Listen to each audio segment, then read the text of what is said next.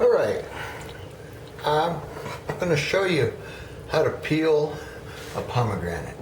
I don't have a lot of cinematography skills, so bear with me. We're just winging it here. First, a couple things you don't want to do. I read in a guide to ethnic ingredients once that some people just squash it up and step on it and mash it, and then they poke a hole in it and suck the juice out. Don't do that. I love pomegranates, and for some time I was like cutting it in half to start, or cutting it in quarters to start. This is very juicy, and they will be a real mess. But here's what you do. On a pomegranate, there's bumps going down the side, and these correspond to a structure on the inside of the pomegranate. So what I would want you to do, get yourself a serrated knife. Any knife will do if it's sharp enough. And you just cut through the skin of the pomegranate down the top of each of these lobes on the side. Just down through the skin.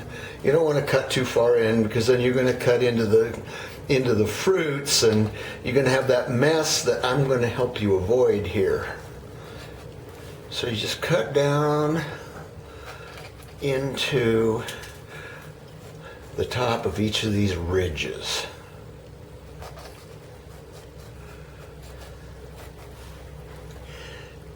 And then, when you get that done, you go into the top of it, and at the top of each of these slices that you made, just cut down a little ways into the top of the middle, because there's something in there that's, you want to get these all to come away from one another uniformly and neatly. And neat counts for something when you're doing this. By the way, you're officially done with the knife. You get a bowl. Now you ought to be able to pull the pomegranate apart, corresponding with each of these lines. And when you do, you see that it comes apart pretty neatly.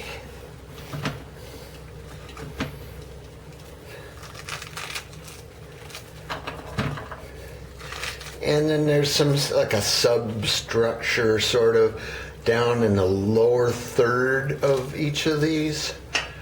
I'd tear each of those off. And here's another one. And another one. Here's the top, here's the bottom, here's the part that comes off. There's another bottom, and this one, and this one. Now another thing, we're almost done here, and you can figure out the rest of it for yourself. But up near the top where their flower once was, there's like a little something. You can pull this back, peel this off, and toss these tops. Peel it back, toss it away, peel it back, yeah, toss it away, peel it back, toss it, peel it, toss it. All right. Oh, there's another one of those.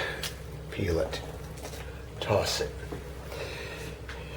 Now I could stop right there, but another thing, notice we got it out. We got the peel off mostly, and no sticky juice. We didn't cut into it. We didn't break any of these seeds. And the less you break the seeds, the better. Because once you get it to like this, these little seeds are kind of like corn, on fresh corn of the cob.